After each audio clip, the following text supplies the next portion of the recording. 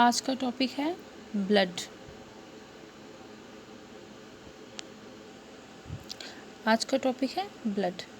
तो ब्लड में क्या होता है, मेन पॉइंट जो है वो मैं बताऊंगी आप लोग को। जैसा कि आप लोग देख रहे हैं, राइटिंग थोड़ी अच्छी नहीं है बट फिर भी समझ आ जाएगा आप लोगों को। ब्लड एक प्राकृतिक कोलाइड है।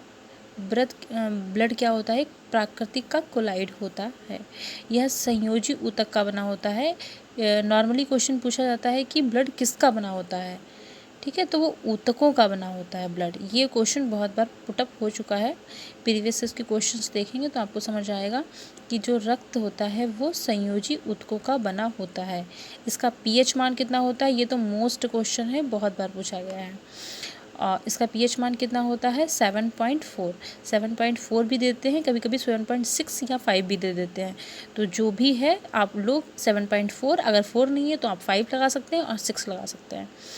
नेक्स्ट क्वेश्चन आता है कि रक्त जो होता है वो कैसा होता है, क्षारीय होता है या अम्लीय होता है।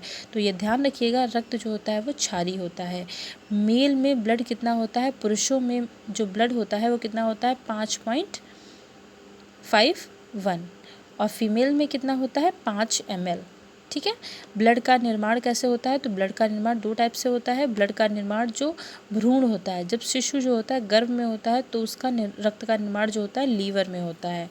जब शिशु का बर्थ हो जाता है तो बोन मेरो में होने लगता है। जो ब्लड का निर्माण जो होता है वो बोन मेरो में होने लगता है। अस्थि मज्जा, जिसको हिंदी में बोलते हैं अस्थि मज्जा, बोन मेरो।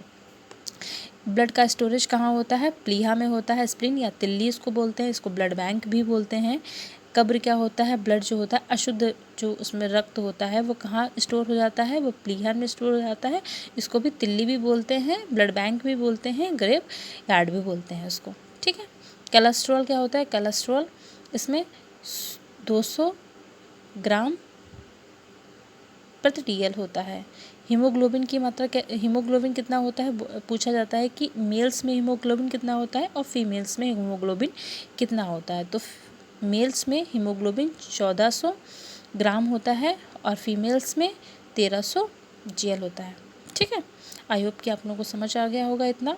नेक्स्ट जान लीजिए, रक्त परिसंचरण की खोज किसने की थी, विलियम हार्वे ने।